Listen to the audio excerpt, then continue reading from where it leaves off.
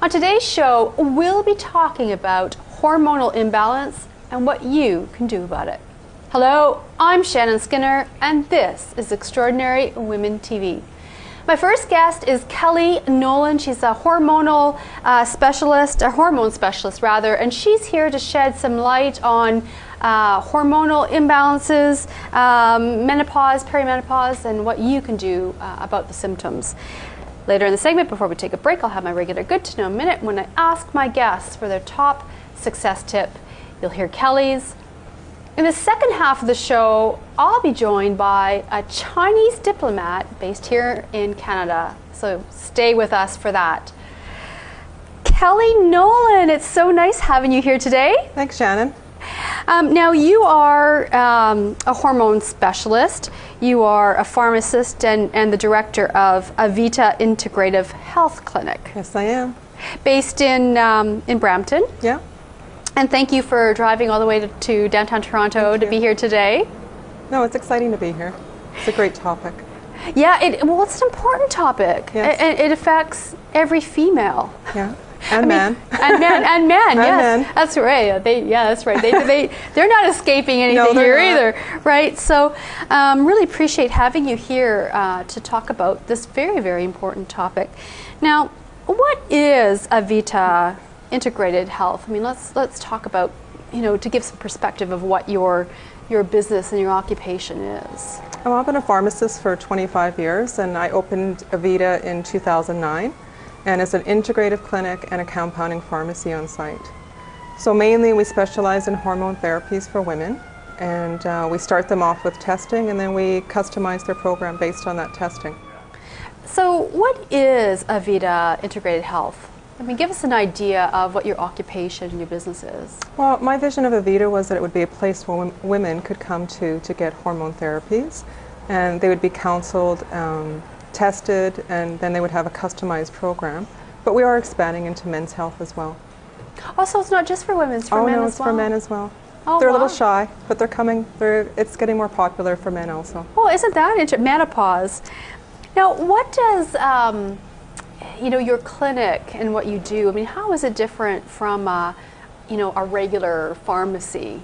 Well, a regular pharmacy wouldn't customize. They wouldn't have the Right. right equipment.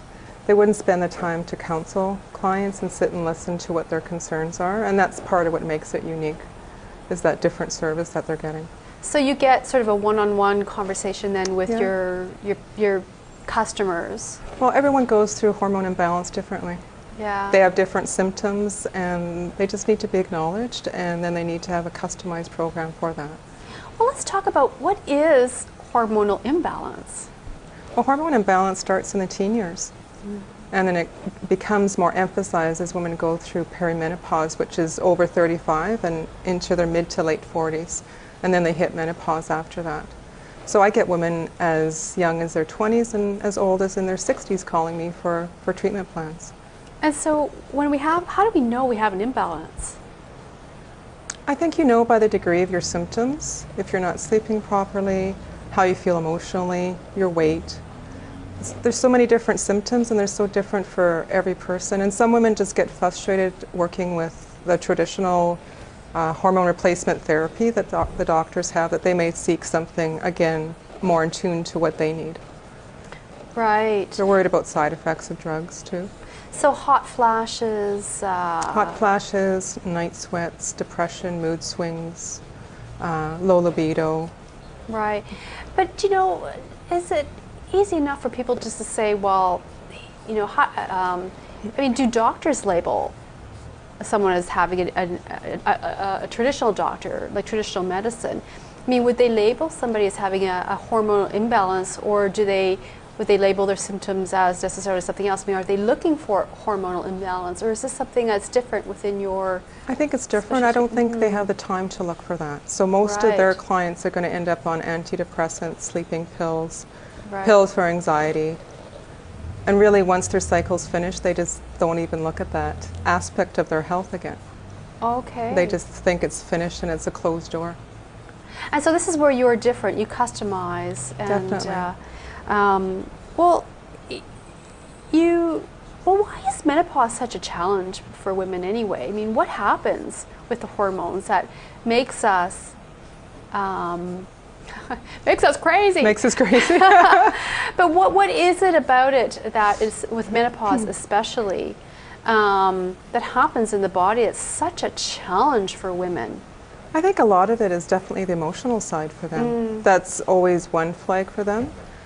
They just don't even feel like the same person anymore. And it's becoming a greater, problem area, I guess, just based on our general health as well. If they go into perimenopause and menopause and they already have symptoms of poor health or poor digestion or chronic illness, then they're probably going to struggle even more than somebody that doesn't have those concerns. Right. So I think just our health in general is different than it was 20 years ago. Our food isn't as good, our stress is higher, and all that affects us as well. I've heard some women say that they didn't realize that they were experiencing menopause symptoms until they were on the other side of menopause, and they looked back and they said, okay, that's what it was. Yeah. Some of us may call it our midlife crisis. Okay. But I think what it is their hormones are changing. And then factor into their partners going through a similar circumstance, but they just may not recognize it. And yeah, because it's I've been reading a lot more about men and their hormonal changes, and now there's more of an open discussion, an attitude toward what's happening with their bodies. And then picture a household where there's the mom and dad are going through hormone change, and then there's teenagers. There's a lot of hormone change under that one roof, and it can be very challenging for everybody. Some expert had said to me once that the hormones are the most powerful things in the body, because that's what creates us, it's what makes us a male or a female. Is that true? We call it an anti-aging program. And not just looking at it from a cosmetic perspective, but just hormones are what drives our body. It's the oil in our engine, and it definitely keeps us healthy. So as those become depleted, then it becomes an issue for other aspects of our health as well. Right. Diabetes, cholesterol, hypertension, things that we may not even recognize. Oh yeah, right. We don't realize that. Well, what about adrenal exhaustion? I mean, that is something that's quite topical. Yeah, I think it's becoming more recognized, again, not by the medical profession, but certainly by the clients coming in. They're worried about that. And what does that have to do with hormonal imbalances? Well, your adrenal gland produces hormones, so once, if a woman's not cycling anymore, then her body is dependent on that adrenal gland. And that adrenal gland is also part of her fight or flight or stress response. So if she's gone through a lot of stress or is in a very stressful circumstance or life, both physically or emotionally, she's not going to be prepared to produce the hormones that her body needs. So she may become very fatigued from that. Right. And it affects her weight. Her cortisol levels will go up high as well. So in terms of teens, I mean, can teens experience adrenal exhaustion too if they're maybe drinking too much coffee? I mean, are there stimulants that can affect the adrenal glands and then affect the hormones? Absolutely. Okay. Yeah. I think their weight affects it as well. If they're overweight, their cortisol levels will be affected again. We do have some teens coming in that you'd be surprised that their adrenal function is very low. So, I mean, they're 20 years behind us and they already have adrenal exhaustion. Oh, wow. So it's a very powerful area, but I always try to encourage women to take care of it prior to going into menopause. Be prepared for that. You know, the adrenal glands are your fight or flight response, so they're your stress response. They're part of your immune system as well, so you have to preserve that. So the more stressed you are, the more stress and pressure you're putting on your adrenal glands, and then the more that's going to... That area becomes depleted. Depleted, and it creates hormonal imbalance. Yeah, a typical example may be somebody that's gone through stress and handled it well, and then the next year they fall apart because their adrenal function finally recognizes that it's been depleted. Ah, oh, so there can be a delay. Yeah, there's a delayed response to that. Oh, isn't that interesting?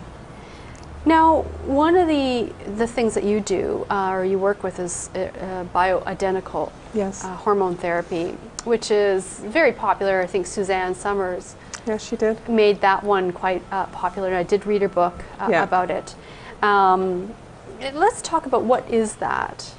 Bioidentical hormones are creams, and mostly we make them in cream form, but they're identical in structure to what our body has. So it fits, we call it like a lock and key, and we recognize that one size does not fit all.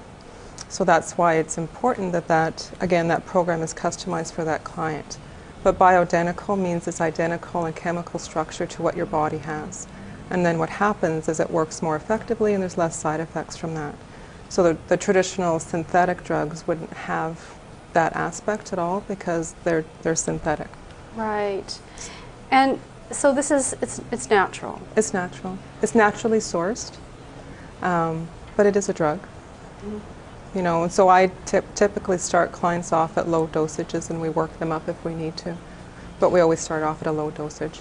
And how do you know? It begins with a saliva test. It begins with a saliva Okay. test, and that creates a baseline. And we test 5 different hormone levels from that one test. Right. So estrogen, progesterone, testosterone, and DHA and morning cortisol are tested from that one tube, basically. And do women go in at a certain time in their cycle to get tested, or? If it's a kit they take home. Okay, So if they're still yeah. cycling, then they'll test between day 19 to 21. Great. I'll just to get this. If not, they can test any time. If they're not cycling anymore, they'll test any time of the month then. This is your saliva hormone test kit. This is what you can expect to take home with you. What's in it? There's a little tube in there, a little test tube that we get the clients to spit in. The reason they do it at home is it's done between 6 and 8 in the morning because we're testing their morning adrenal function. Oh, okay. So we call it the spit test. Okay. And they need to get this little tube half full, and then it gets sent out to a medical lab in Calgary. And we get the results back in about 14 days to our clinic. And then from that, we'll research a treatment plan for them. And then what happens is that you create a cream from there? Some clients may not go on to cream. Some clients may use detox programs, and other clients will use creams. Some of them might use it in a liquid form, but most commonly it's creams. Might be 2 different creams, sometimes 3 that they'll apply throughout, once or twice a day.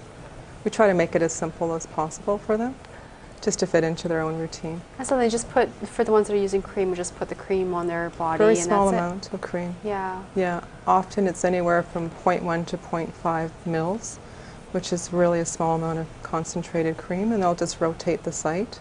They might start at the bottom of one arm and work their way up, just so they don't get a buildup in the tissue area. Is there a difference? I know that some medical practitioners test hormone levels using a blood test versus a saliva test. I mean, is there a difference? Big difference. How so? Well, I find with blood testing that it doesn't always match that client. Sometimes that may indicate that that woman is in menopause when actually they're still having a cycle. And really, hormones don't stay stationary in blood. They move in and out of the bloodstream into the cells all the time, and that's why it's better to measure it at the cellular level than to measure it in blood. Really, for hormone levels to be high in blood, they'd have to have a lot of spillover from their cell into the bloodstream, so it's not a very accurate test at all. It really doesn't tell them anything, except the doctor might say, well, you're in menopause now, but they already know that. So we're just going to take a quick break, and before we do, Kelly, I've got my good to know minute, and I know that you've got a great success tip, so you go right in there. My recommendation to women is to take care of their digestion, make sure they don't get constipated, and do regular detoxification programs, and that will definitely improve their hormone health.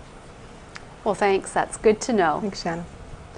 We're going to take a quick break, and when we come back, more with Kelly Nolan, hormonal specialist. So stay where you are.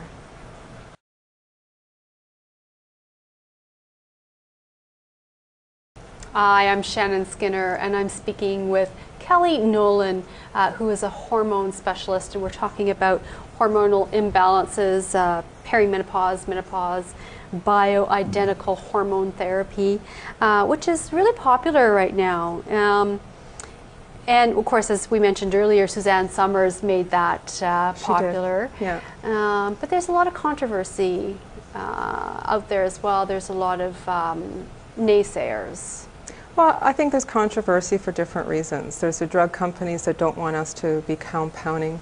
Big Pharma? Big Pharma doesn't want us to be doing that. They want, the females or men to be on, manufactured synthetic products.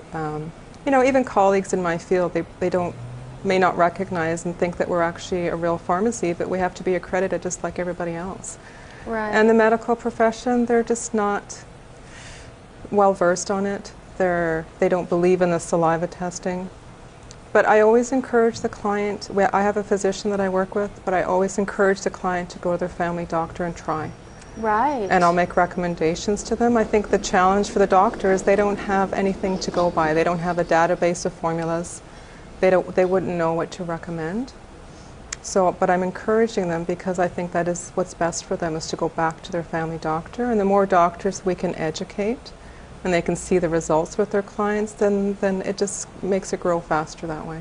So how much of a challenge is it for you, in your business and industry with sort of kind of like you're, bumping up against the big guys?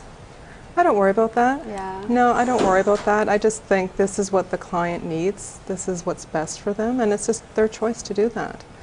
I don't discourage them from working with a family doctor and using other therapies if that's what they want, but I think ultimately this is what they are going to look for. Right. And a lot of women get in groups together and they discuss it, and they're just so excited to find a place that will offer that service to them. But you're always going to be challenged by the naysayers. But we work with a medical lab, and I have that physician come in twice a year to do presentations, and it's just getting word out there, I think, more and more now. What interested you to begin with to follow this career profession? I got very excited about compounding. I really did. Does it make you feel like a like a mad scientist? A mad scientist, yeah. Do you? You feel like a mad I scientist? put my little witch hat on and go to work. It's very exciting. Magic. It's apothecary. It's what pharmacy started as. Yeah. Customizing it, and women get excited about that too. To know that this cream is made especially for me, and it's dosed exactly to what I need.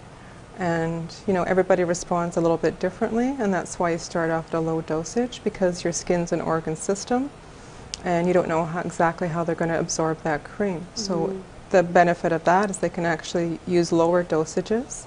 They don't have the side effects of going through the liver. It's just a great program for them. How much does it cost? For the creams? Yeah, for a program. How long?